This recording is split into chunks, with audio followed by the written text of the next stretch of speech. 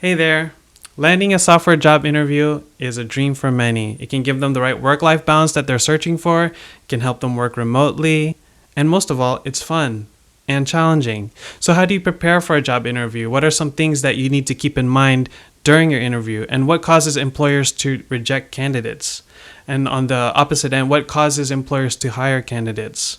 I'm going to be talking about some failed interviews that I experienced, some of them my own, some that I experienced as an interviewer, and I'll contrast them to some successful interviews, some that of course, some of mine, and also some that when I was an interviewer. So I hope this will help you in your next software job interview. And before we begin, I would like to mention that I have a programming guide called my Personalized Finance App Programming Guide, and basically it teaches you step by step how to code an app that will teach you how to take your credit card transactions and budget them in different categories. And I think it's a fun project. It's free. You can download it in the link in the description. And I think it's a good project that will help you give a good grasp on the programming language that you're learning. All right?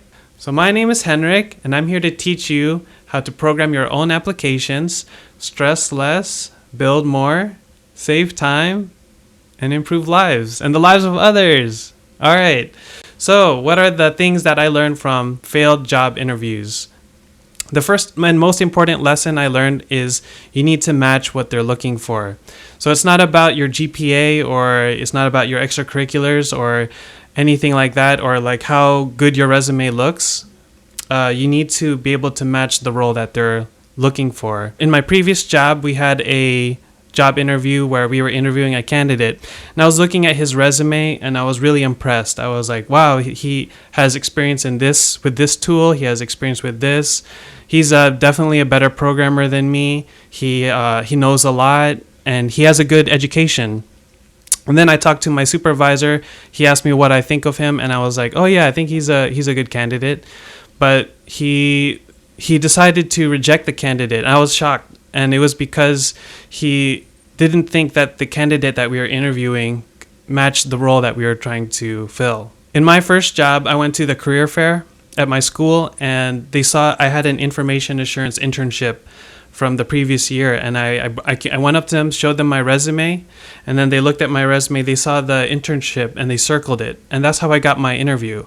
And then when I went to the interview, I thought they were going to try to assess how I am. But most of the time, it was actually them trying to persuade me to join their company. I was kind of surprised and shocked, but I think because they knew that I had that internship, I was someone that they needed for their company, for their department. I also did try to recruit my friends in university.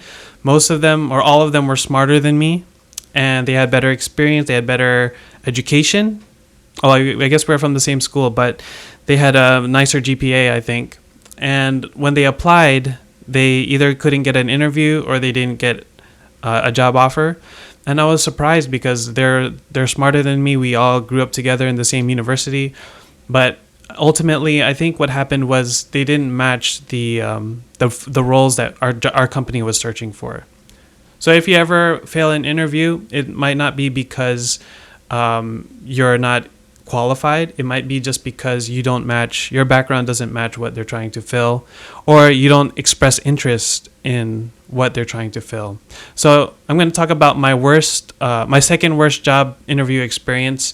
I had this interview and they asked me, what is your ideal job like? And my background was systems and control in electrical engineering. And they said, they asked for clarification. Can you explain more what do you mean by systems and control? And I couldn't really give a clear explanation because I didn't get any experience in systems and control. I only have theory. I only have some classes that I took, but I wanted to get some experience, and I couldn't really answer it. And what they said was, if you're going to interview, they actually gave me some interviewing advice. They said, if you're going to interview, you need to be specific about what you're interested in. And then they were telling me that you might be interested in HVAC systems because you mentioned systems. So is that really what you want to do? If that's not what you want to do, then you should be more specific. So I guess that's a bonus tip. You need to be specific in your job interview. But my worst experience was I went to this company, or it was a research company, and they asked me, "What is your ideal job like?" And because I'm honest, I wanted to say that my ideal job was something that I learned in university. I really wanted to just learn. I just really just wanted to apply what I was learning in university. And then they said, "So what did you learn in university?" And I said, I did signal processing, I did controls, and those were my specializations." And then they got upset. I could tell right away as soon as I said those words, they got upset. And it's because the job I was interviewing for wasn't those things. And they were the immediate question they asked me was, "Do you know what job role you're applying for?"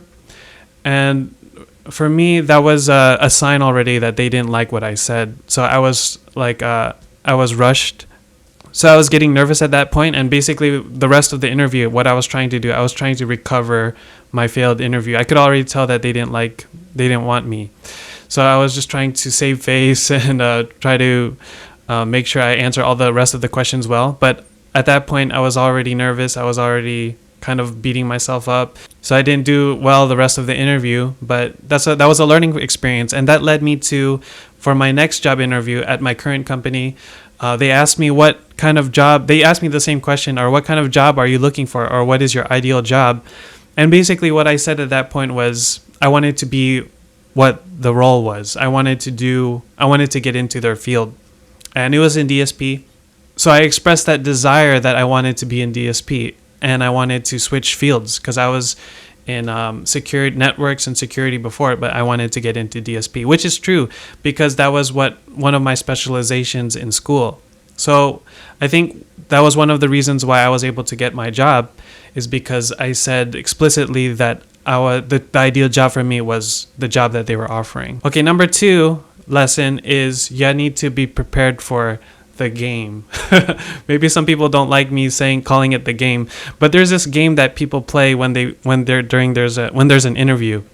And it's a lot of times the people that interview you, they're just going to ask you about what's on your resume and ask you to explain certain things. Like if you were in a lab, they're going to ask you, "Oh, can you explain something that you did in the lab? Can you explain the tools you used?" Or maybe you had a previous job, they'll ask you about certain projects. So you need to make sure you're on top of your game. You remember what you were actually doing in those projects and what tools you used. So brush up on those. But then there's this game that a lot of interviewers like to do. Well, not a lot, but I think some of the main interviewers are going to do. They're going to do this game where they ask you those typical questions that you see when you type online. What are some typical questions? So they ask you things like, give an example of when you contributed to a project. Or they ask you, what are your strengths and weaknesses? And then they ask you, what got you interested to apply for this position? Or they ask you, give me a time when another coworker was hindering you from accomplishing your tasks. And you have to be prepared for these kinds of questions. And it's just to give them a general idea of who you are. And also, they also analyze how you answer the questions and whether or not you're stumbling over your words or you're struggling. They're gonna pay attention to that. And so be prepared for those questions. And I think in one of the times I failed in the game where I messed up was I wasn't brushed up on those questions. So you really need to brush up on those questions, and then be able to give an answer, give examples when you have them, because otherwise you're going to be in the interview. They'll say, give me an example of when this happened, and you're thinking and you're sitting in the hot seat sweating, and you don't know what example to give them. So you have to have these examples in mind already of what you're going to say. And there was a time when I was okay at this game. And it was when I was interviewing with a lot of companies. And the more I interviewed with people, the more I got better at answering these kinds of questions. And I was able to easily pull examples quick as I got more experience. So do a lot of job interviews. I think when I got out of college, I applied to at least 10 jobs. And I applied to maybe 100 jobs or something. And I got 10 job interviews. And then I got a lot of experience. I was able to answer those typical job interview questions. All right, the last one, number 3, the number 3 lesson or the number 3 thing that I learned from failed job interviews is you need to practice simple coding questions. So this is more specific to software. A lot of times interviewers are going to ask you questions like your soft skills, like your people skills, but they will eventually ask you technical questions, and they'll give you some simple coding challenges on the interview, and you have to actually write pseudocode. And if you don't know what pseudocode is, just human code that is not specific programming language, not meant for a computer to read, but it's more like a code that you would write to give you an idea of how you would implement it in a programming language. Anyways, you're going to have to write in pseudocode, and they'll give you a simple coding challenge. You can look these up online. What are some simple coding challenges for job interviews? And I will mention this one interview that I had. There was a guy who came to our company. He had this really nice resume. He had a bunch of projects, personal projects that he was doing, and they were impressive. I was like, wow, I haven't done projects like that. And I was looking at them. I was asking questions. He was able to answer them well. He had good people skills. He answered all the soft questions really well. And then came the time for the coding challenge. So we gave him a coding challenge. Basically, it was like a sorting type of program. And he was struggling. He was like really struggling trying to write this in pseudocode. It's not even a particular programming language. He was already like an if statement. He was already like struggling how to deal with an if statement and how to, well, maybe not an if statement, but he was struggling like how he would go about sorting this user input. And me and my coworkers were shocked. We were like, wow, he was able to code all those programming projects, but then when we gave him this simple challenge, he couldn't even do it. So we were shocked, and then we obviously said no to him. So we didn't give him an interview. But there was another interview, and there was this guy. He was fresh out of college, and he didn't have like all the nice experience that the other guy had. And then we gave him a simple coding challenge. I mean, we know he has a background in programming from school. I don't remember if he was computer science or computer engineering, but he had this programming background. And then we gave him a simple coding challenge. We asked him to do a program where the program would spit out the first X numbers in a Fibonacci sequence. So he was coding it. We gave him a marker. He wrote on the board his pseudocode. And then I was impressed. He was able to write the code, and then he was thinking through it. And then the program basically worked. I mean, it actually did produce a Fibonacci sequence.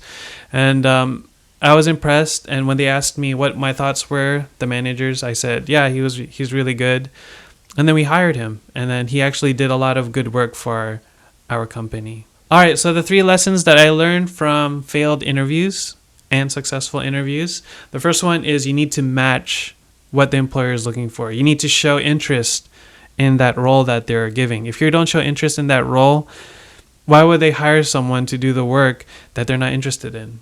Okay, so the first one, match what the employer is looking for, or at least express desire in that field. The second one is you need to be prepared for the game. You have to be on spot, on point with those typical job interview questions. And then the third one is you need to practice some simple coding challenges. So when they give you the coding challenge, you have the right thought process, you've done these kinds of things before, and you're ready. And it won't take you like an hour. It will just take you like 15 minutes to do it. All right? So have you had a failed job interview experience, software job interview experience? I'd love to hear about that. And what did you learn from that experience? Leave a comment about it. And have you had a successful software job interview? If you had that, please leave a comment about what you think contributed to your success. And then lastly, what three points of these stood out to you? And which one are you going to implement for your next job interview? Oh yeah, and if you have any other burning questions about the software job interview, leave a comment. I'll be engaging with the comments, try to answer your questions. And if you haven't downloaded it already, I have a programming guide called my Personalized Finance App Programming Guide.